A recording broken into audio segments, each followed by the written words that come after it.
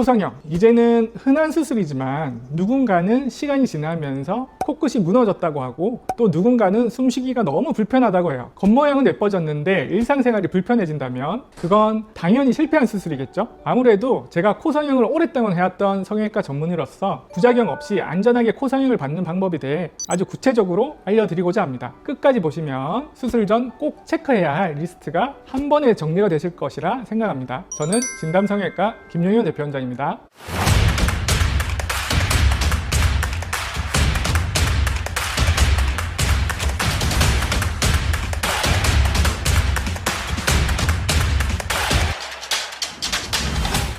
코성형에서 외형 중요합니다. 하지만 우리가 잊고 있는 부분이 하나 있어요. 그건 코는 숨쉬는 기관이라는 겁니다. 그래서 수술을 하면서 이 기능이 망가지는 경우가 생각보다 많아요. 예쁘게만 보이려고 모양에만 집중한 나머지 숨쉬는 공간을 좁혀버리는 거죠. 실제로 수술 후에 숨쉬기가 불편해졌다, 수면증 코골이가 심해졌다는 사례도 자주 들려오고요. 이걸 막기 위해서 제일 먼저 체크해야 할 건 비중격 상태입니다. 비중격은 코안을 양쪽으로 나누는 중심 구조인데요. 우리나라 사람들 대부분은 이게 살짝씩 휘어있는 상태입니다. 그런데 이런 구조를 무시하고 코를 인위적으로 높이거나 좁히면 숨구멍이 더 좁아지고 결국 호흡에 문제가 생기게 되는데, 그래서 수술 전에 꼭 이 비중격을 교정해 줘야 해요. 휘어진 연골을 펴주고 필요한 만큼만 조심스럽게 연골을 채취하는 게 핵심이죠. 그리고 보형물, 특히 실리콘 같은 인공재료를 사용하는 경우가 많은데요. 이건 편하고 결과도 또렷하게 나오긴 해요. 하지만 잘못 사용한 경우 시간이 지나면서 이물 반응이 생기거나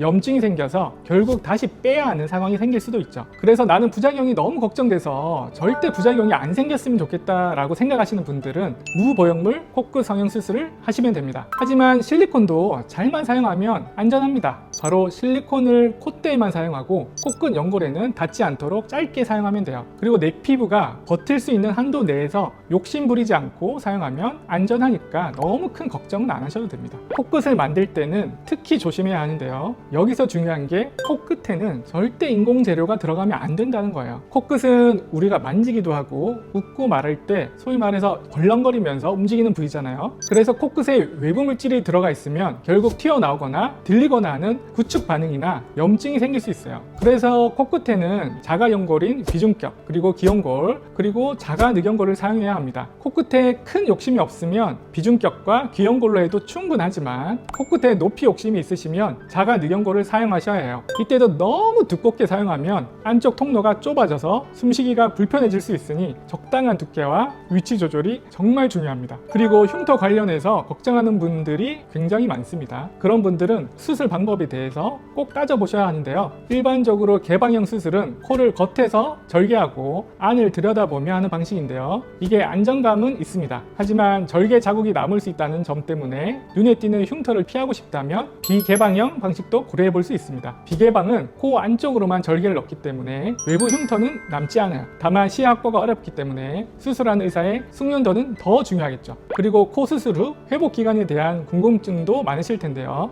일단 많이들 걱정하시는 통증은 생각보다 크지는 않아요. 오히려 처음 하루 이틀은 코 안에 솜이 들어있어서 숨쉬기가 답답하다는 느낌이 들 수 있죠. 보통은 수술 후 일주일 정도 보호대를 붙이고 계시고요. 2, 3주 정도 지나면 뭔가 붓기가 거의 사라지고 일상생활도 편하게 하실 수 있어요. 완전히 회복돼서 조직이 자리 잡는 데에는 보통 3개월에서 6개월 정도 걸린다고 보시면 됩니다. 이제 여기서 중요한 게 바로 수술 후 환자분께서 직접 관리해야 할 부분입니다. 일단 가장 기본적인 건 수술 후에는 반드시 금연, 금주 하셔야 해요. 술과 담배는 혈액순환을 방해하고 조직 회복을 느리게 할 뿐만 아니라 염증을 유발할 수도 있거든요. 또 적어도 한 달 정도는 운동이나 사우나처럼 열이 많이 나는 활동은 삼가해 주셔야 해요. 몸에 열이 과하게 올라가면 회복 중인 조직에 자극이 갈 수 있거든요. 그리고 드레싱은 꼭 병원 일정에 맞춰서 오셔야 합니다. 코안은 습하고 좁은 공간이라 세균이 쉽게 번식할 수 있는데 이걸 방치하면 염증으로 번지기 쉬워요. 코 안쪽은 스스로 관리하기 어렵기 때문에 병원의 정기적인 소독과 체크가 꼭 필요해요. 그 외에도 중요한 게 있는데요. 코를 절대 절대 만지지 마세요. 특히 습관적으로 손으로 코끝을 만지거나 눌러보는 분들이 계신데 이게 연골 구조를 틀어버릴 수 있어서 모양이 변형될 수 있거든요. 그러니까 회복되는 기간 동안은 코는 최대한 손대지 않는 게 좋아요. 그리고 마지막으로 꼭 말씀드리고 싶은 건 수술 전에 내가 원하는 코가 어떤 코인지, 또 절대 되고 싶지 않은 코 모양이 어떤 건지 스스로 충분히 고민해보고 정리해 가셔야 한다는 겁니다. 연예인 사진 하나 들고 가서 이렇게 해주세요 라고 하면 의사가 어떻게 해석하느냐에 따라 완전히 다른 결과가 나올 수도 있어요. 콧대의 시작점, 코끝의 각도, 콧망울의 폭, 미간과의 조화까지 하나하나 짚어야 정확한 수술 계획이 세워지거든요. 이건 단순히 수술이 잘 됐느냐 아니냐를 넘어서 내가 진짜 만족하는 코를 갖게 되는지에 직결된 문제입니다. 오늘 말씀드린 내용을 정리해보면 코 성형은 단순히 예쁘게 만드는 걸 넘어서 기능과 구조까지 고려하는 수술이라는 걸 꼭 기억하셨으면 좋겠어요. 정말 눈에 보이는 외형만 보고 판단하면 나중에 정말 중요한 걸 놓칠 수 있거든요. 그리고 수술 잘하는 병원만큼이나 중요한 게 관리 잘하는 환자라는 사실도 잊지 마세요. 오늘도 긴 영상 시청해주신 구독자 여러분들께 감사드립니다. 오늘 영상이 도움이 되셨다면 구독하기, 좋아요, 알림 설정까지 꼭 부탁드립니다. 저는 또 다음 영상에서 유용한 영상으로 인사드리겠습니다. 지금까지 진담성형외과 김용현 대표원장이었습니다. 감사합니다.